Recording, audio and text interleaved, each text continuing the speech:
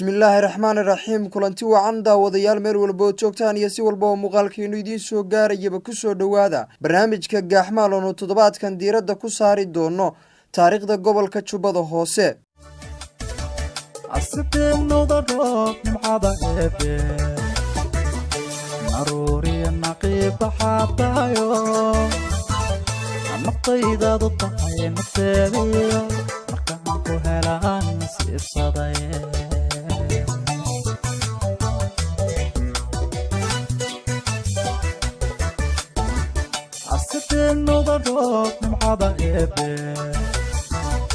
ناروري النقيب حطايو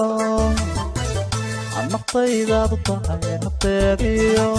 حقانكو هلان نصيب صدايا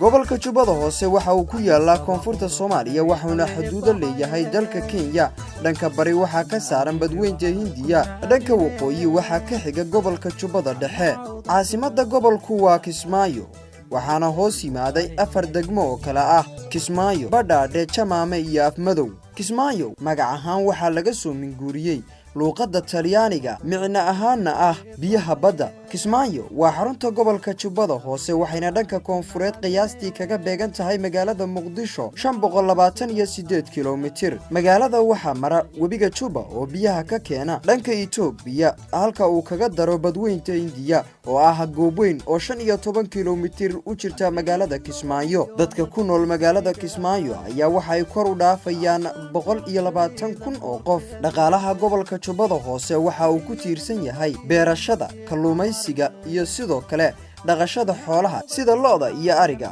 gobolku waxa uu ka mid yahay gobolada dhaca koonfurta Soomaaliya isla markaana uu ka taliyo maamul goboleedka Soomaaliyeed ee Jubbaland Kismaayo waa caasimadda gobolka Jubbada Hoose waxayna hadda si ku meel gaar ah u tahay caasimadda dawlad goboleedka Jubbaland Kismaayo waa magaalada ugu weyn dawlad goboleedka Soomaaliyeed ee Jubbaland sidoo kale waa caasimadda saddexaad ee Soomaaliya xilliyadii barisamaadkii Kismaayo waxay ahayd magaalo si weyn loogu dalxiis tago waxaana imaan jiray dadyo kala duwan kuwa oo isaga imaan jiray dalalka caalamka guud ahaan dhageystayaal waxaan inta ku soo xirayaa barnaamijka gaaxmaal oo toddobaadkan kaga hadlaynay taariikhda gobolka Jubbada Hoose intaanu barnaamij lacayna ku kulmi doono waa Cabdullaahi Balanballe iyo guud ahaan bahweynta Lababaad Media oo idinku dhaafaya is aragti dambe oo xiiso leh daawadayaal